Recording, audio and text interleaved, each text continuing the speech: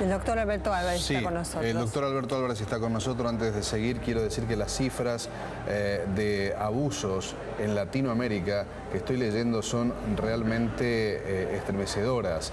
No hay un solo día en la que varios niños en América por día sean abusados sexualmente o por caso de otro tipo de violencia, pero abusados al fin y al cabo. Doctor, ¿cuál es el síntoma? ¿Cómo uno puede detectar si ve en un jardín, en el ámbito de la sociedad, un chico abusado? ¿Cómo es un chico abusado cuando tiene síntomas?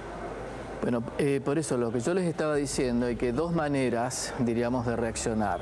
Una es inhibiéndose, ¿sí? Tener una inhibición, una retracción.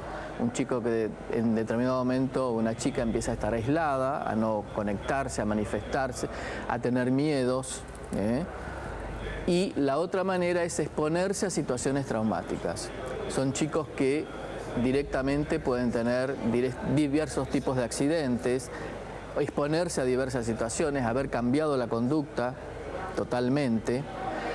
Ahora, como decía el abogado recién, la mayor parte de los abusos es en el ámbito familiar, por personas conocidas, y aquí entra otro factor que agrava la situación. Cuanto más cercana y cuanto más confianza se ha tenido en esa persona y poder tiene sobre ese chico, es más grave la situación. Claro, es verdad, los abusos sexuales por lo general provienen de un círculo íntimo, que puede ser familiar o de amigos o conocidos. Así es. Pero en este caso también lo que marcaba el doctor Gallego, ¿no es cierto?, teniendo en cuenta, digamos, el proceso judicial, que así lo marca para la condena, es que acá hay una autoridad eclesiástica, hay una confianza. Es como que reemplaza al grupo familiar, porque son chicos muy carenciados y que tenían depositada la confianza, la seguridad, y daba una seguridad a esta persona que, bueno, los ha defraudado absolutamente. No seguridad de todo punto de vista, de todo punto de vista. Porque es la confianza desde lo espiritual, porque es el alimento espiritual, pero además necesidades básicas como comer, dónde dormir. Exactamente. Ahora, esa es una cuestión. Bueno, las otras cuestiones que vemos más adelante, porque en un primer momento, diríamos, también va a depender mucho, cuando más chico sea la chica o el niño, de las reacciones de los padres. Lo que uno ve cuando, por ejemplo, las mujeres adultas cuentan de sus abusos infantiles es que hubo alguna cierta connivencia, como que han dicho algo, pero los adultos no quisieron investigar, no quisieron darse cuenta, no les llevaron el apunte. Esa es una reacción familiar que lamentablemente es lo que hay que tratar de cambiar. Porque cuando un chico se anima a decir algo, no va a inventarlo, es una denuncia importante, hay que ver, algo está pasando. ¿No inventan nunca los chicos cuando se trata del tema abuso? Es muy difícil, es muy difícil, puede ser, pero es muy difícil. Tiene que haber situaciones muy especiales para que un chico invente que un adulto abusado. ¿Y cómo se puede establecer la verdad cuando está en juego, no sé, la reputación, el honor de un maestro? Bueno, la verdad, por lo que en mi experiencia es a través... ¿Cámara Gese? No, pero eso ya cuando eso ya es cuando interviene la justicia, con los cuidados que hay que tener con una persona, con un menor, ¿no? ¿Los dibujos en psiquiatría? Los dibujos son importantes. Hay una serie de dibujos que un chico está más o menos estudiado que pueden hacer. Las referencias a su propio cuerpo, los dibujos donde empiezan a aparecer un cuerpo con agujeros, un cuerpo lastimado, un cuerpo... Bueno, esas son una de las referencias. Y lo otro es, si hay la posibilidad de un tratamiento de orientación psicoanalítica, ahí se va a ir viendo también la posibilidad de la verdad. Eso le iba a decir, porque hay una sintomatología que puede aparecer como más clara. Por ejemplo, un chico que tiene una conducta totalmente normal, de pronto se pisa en la cama, no se quiere bañar, o no quiere que lo toquen, no quiere ir al colegio, digamos, síntomas que a uno o no quiere comer, digamos, uno dice, bueno, a este chico le está pasando algo, pero es bastante difícil también, si el chico no cuenta, puede preguntárselo. Ahí con una asistencia psicológica quizás pueda, no solamente a través de dibujos, sino que el chico vaya contando. Pueda decirlo, a veces a través de los juegos, el chico con muñecos o con situaciones así va reproduciendo. Pero eso lo hace un especialista. Eso con un especialista, no con cualquiera. ¿Y se puede detectar un abusador de menores? ¿Tiene alguna conducta visible? Bueno, son personas que en general trabajan, entre comillas, muy ocultamente. Tienen esta doble personalidad que socialmente son una cosa, pueden ser un tío muy simpático que les gusta mucho a los chicos, y por otro lado tiene esta vertiente oscura. Pueden ¿no? ser los docentes, como se ha comprobado en Jardines de Infantes, los docentes, por ejemplo, que también hay autoridad, ¿no es cierto? Y confianza. Mucha. Pero es imperceptible, digamos, la desviación. Es difícil porque cuanto más estructurada está esta cuestión y lo hacen más repetidamente, se cuidan mucho, ¿no? Es muy difícil darse cuenta que esa persona... los padres en ese sentido tienen que estar atentos, ¿no? Tampoco armar una cuestión de persecución, que es el otro extremo. Claro. Que cualquier extraño, que cualquier adulto que no lo pueda tocar a los chicos porque pueden hacer una situación de abuso. ¿Cómo analiza la psiquiatría un tipo, una cabeza o una mujer que abuse de un chiquito, de una chiquita? ¿Cómo es ese componente? Bueno, son personas que tienen estructurada lo que desde la psiquiatría llamamos una perversión, ¿no? Perversión. Una estructura, una perversión, donde hay una patología del desarrollo sexual importante. Si se investiga algún caso que ha estado en tratamiento, se ven que hay situaciones, muchas veces son de chicos han sido abusados y repiten esta conducta, esta búsqueda sexual en la adolescencia y de adultos. Este es un antecedente que por eso es tan importante, si hay casos, detectarlo, porque el abusado muchas veces es abusador y el abusador muchas veces ha sido abusado. Claro, sí. Esa es una cuestión importante. Como el golpeador, ¿no? Exactamente, es muy parecido. Porque es una manera que tienen, lamentable, porque no han pedido ayuda, de repetir la situación traumática, ¿no? Sí. Cada vez están repitiéndola y cada vez peor, diríamos, pero bueno, es una vía. Ahora, la otra cuestión que nosotros vemos también en adolescentes es que chicas que han sido abusadas, a veces por hermanos o por amigos de los hermanos o por tíos, tienen un síntoma en la adolescencia, se manifiesta como un trastorno de la alimentación. Esto se ve bastante, ¿no? Sí. Otra manifestación que puede aparecer a partir de cuando tienen una vida sexual adulta es una inhibición sexual muy importante, ¿no? A veces ni recuerdan, no tienen recuerdos conscientes de una situación de abuso. Pero les queda un shock postraumático. Sí, claro. Sí, esa es una entidad que puede aparecer, digamos, ¿no? Un estrés postraumático. Y usted dice, depende en el momento de la vida en que transcurra, ¿no es cierto?, que se refiere, no a la edad específicamente, sino a la historia personal y a los recursos psicológicos también que tenga la propia persona. Esa capacidad de resiliencia por ahí que tiene de propia recuperación, que son elementos propios, ¿no? De la persona, y puede llegar a recuperarse. A veces han podido, por distintas circunstancias, no hablarlo con los padres, pero sí con hermanos o con algún otro amigo, diríamos, que está enterado de la situación. Hay diversas situaciones, por suerte el ser humano tiene una capacidad, como decía usted, de resiliencia y de recursos a veces impensables. Por suerte la tenemos. Esto no justifica lo otro, ¿no? Está también el padre Mauricio Landra. ¿Cómo le va, padre? Gracias por venir en este tiempo que debe ser para la iglesia. ¿Cómo se vive que un sacerdote de la iglesia sea acusado como el padre Grassi y sea ahora ordenada su captura a 15 años de prisión? Bueno, en realidad con un dolor de un hermano sacerdote. Yo personalmente no lo conozco, pero sí he venido siguiendo un poco la historia y el dolor de un cercano desde la fe, por supuesto. En realidad el dolor de todos los bautizados, no solo de los sacerdotes, pero también con el ánimo de que se haga justicia y esa justicia está por encima también de muchos elementos humanos, ¿no? Claro, y ha habido varios casos conocidos, otros que no se conocen, de abusos sexuales cometidos por sacerdotes, ¿no es cierto? Condenados por la iglesia algunos, inclusive también el Papa Francisco en los últimos tiempos ha tenido una férrea actuación.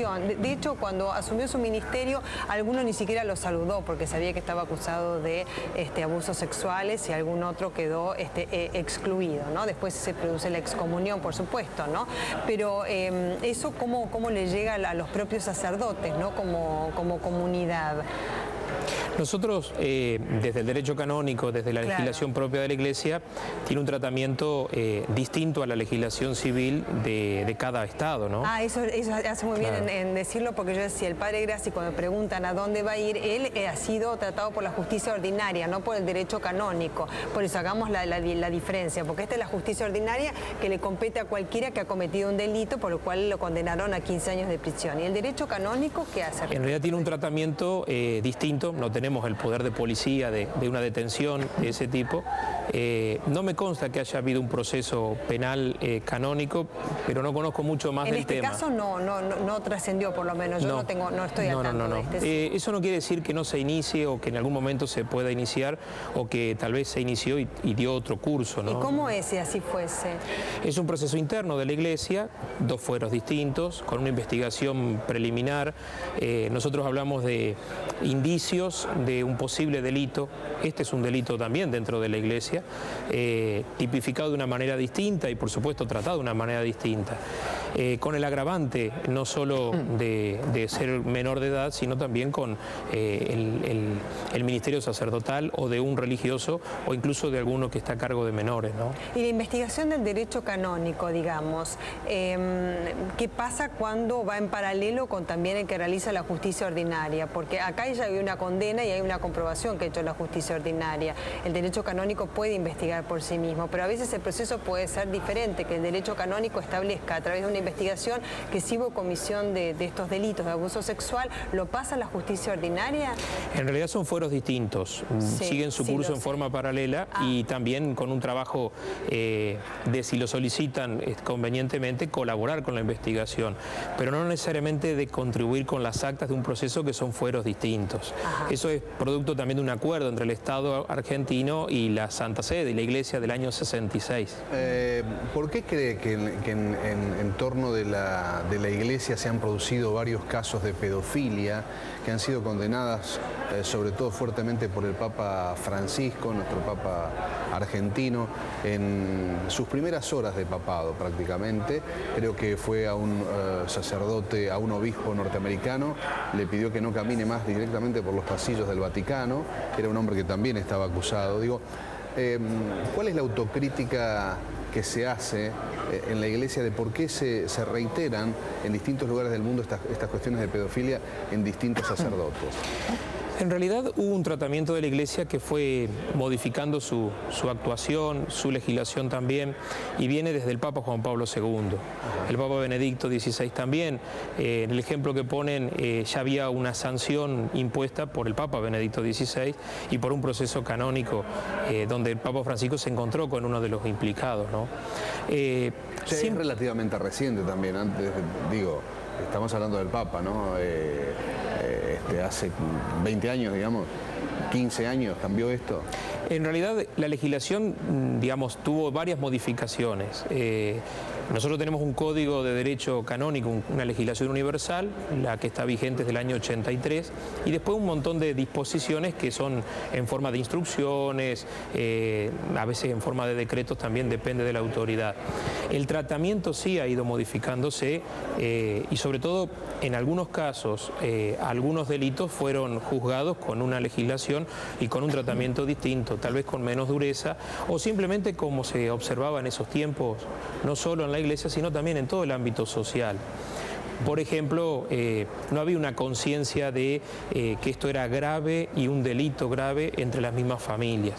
Esto no solo en el ámbito religioso, sino en el ámbito educativo, en el ámbito social en general, ¿no? Claro. Tal vez no se denunciaba porque no se veía como algo grave o simplemente no se sabía cómo hacer. Claro, no se sabía cómo hacer. Ahora vamos con el doctor Álvarez para preguntarle, porque él es psiquiatra y psicoanalista, pero quería preguntar antes de esto la relevancia que han tenido las últimas palabras del flamante secretario del Estado de Vaticano, ¿no es cierto? Teniendo en cuenta que Tarcisio Bertone fue desplazado de su cargo, era la mano derecha de Benedicto XVI, digamos, esto fue como para el Papa Francisco decir, esta es mi mano derecha, pero él salió a decir como portavoz, porque la verdad que es un portavoz del Papa en este sentido, que como el celibato no es un dogma, y por lo tanto dogma siempre es dogma de fe, puede ser discutido. ¿A usted le parece que esto abre una puerta diferente para los sacerdotes? ¿Usted como sacerdote cómo lo toma? A ver, yo tengo otro lenguaje. En realidad no fue desplazado ni es el segundo del Papa como un cambio de gobierno que por eso estamos acostumbrados. Sí. Las personas en la Iglesia, en algunos oficios, tenemos una edad en donde se nos invita a renunciar y donde a veces hasta se nos rechaza la renuncia por una disponibilidad hacia el oficio, ¿no? Agradeciendo también al cardenal Bertone de montones de gestos de generosidad, incluso pasando los 75 años de edad. Lo que sí es cierto es que las declaraciones del actual secretario de Estado ayudan a un replanteo, a una revisión que ya se viene dando en la Iglesia, pero no siempre con el tono y con el contenido que a veces espera una sociedad. En el seno de la Iglesia nosotros esperamos y confiamos y rezamos por otro tipo de reformas que a veces no son de ese tipo, sino más bien profundamente espirituales. Recordarnos mucho que vivimos y nos sostiene el espíritu, ¿no? La ley del celibato se entiende en ese contexto espiritual, no en un sentido social. Claro. Doctor, sí. ¿Qué pasa cuando, digamos, cuáles son los procedimientos cuando se detecta un niño abusado? ¿Qué es lo primero que hay que hacer? ¿Cuál es la contención que hay que darle? ¿Cómo se trabaja con él, con la familia, con los padres? Bueno, lo más importante es una cuestión que se estuvo diciendo acá, que es la protección del menor en el sentido que esto no trascienda, ¿sí? Esto es muy importante, porque lamentablemente todavía estamos en una sociedad que, si bien vamos intentando cambiar ciertas cosas, sí, un chico, una niña que se sabe que es abusado, es estigmatizado socialmente. Es importante lo que Eso dice, porque con los medios de comunicación ahora, cuando los padres, por ejemplo, se ocurre un abuso sexual en el colegio, sí, por más que no se conozca la identidad de los menores... Claro, pero a través de los padres se sabe. Claro. Y eso, lamentablemente, me parece que eso es el primer cuidado que hay que tener, sí, que esto no trascienda en lo social, que se trabaje en el ámbito familiar, ¿no? Y los padres, bueno, van a tener que hablar mucho y tener una orientación psicológica, saber qué hacer con este niño. Bueno, probablemente el chico tenga algunas entrevistas diagnósticas, ver a ver en qué proceso está, en qué etapa. Esto desde el punto de vista de cuidados de salud, ¿no? Bueno, después verán toda la vía legal, que es otra cosa, es otra cuestión. Pero me parece que lo principal, lo que hay que tener en cuenta es que esto no trascienda, no que no trasciende, que no quiero decir que se silencie, ojo, sino que quede al ámbito privado familiar, ¿sí? Y se lo trabaje y se pueda hablar, y con las personas a cargo, idóneas, que puedan hacerse cargo de ese caso. Claro, que esto es fundamental, y la asistencia psicológica en su momento, digamos, ¿no? Así y es. atenderlos, pero además siempre por las secuelas que pueden quedar, que usted dice que algunas pueden ser muy severas, ¿no es cierto? Sí. Más allá de la inhibición sexual posterior, que puede, no sé, impedir a una... Pero puede haber mujer u inhibiciones... hombre, digo, porque también hay chicos violados, sí, varones, muchos de formar chicos. su familia, ¿no es cierto? De tener una vida normal. Sí, y las inhibiciones a veces son en el área sexual, otras veces no. Son chicos que están muy inhibidos en muchas áreas de la vida. Claro.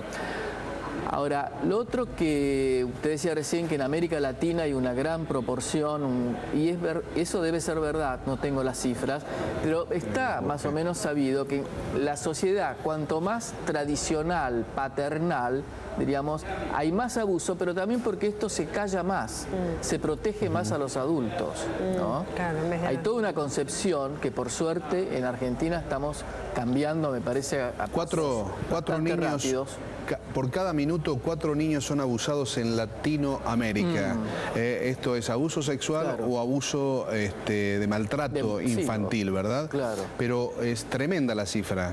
Es muy alta. 4 niños son abusados en Latinoamérica por minuto, con distintas secuelas, traumas, psicopatías. Y lo peor es que son judicializados 1 cada 100 casos. Claro. Lo demás bueno, no se por sabe. eso, me parece que en Argentina un proceso que se ha dado es que esto ha aparecido, se denuncia cada vez más. Tal vez tengamos que ver la manera de denunciar, como decía, esto de favorecer más que nada la protección del menor, un poco más, ¿no? Sí. Pero sí que se hable, que se denuncie. Yo creo que hace 30, 40, 50 años no se hablaba, esto era muy secreto, no se denunciaba. Porque uno siempre se pregunta, bueno, ¿y ahora son más los casos que hay que antes? Y no, seguramente que no. Ahora se sabe más. Claro, puede ser. Es una suerte. Tiene razón. El doctor Alberto Álvarez, le agradecemos muchísimo que haya venido con nosotros. Muy amable. Gracias a ustedes.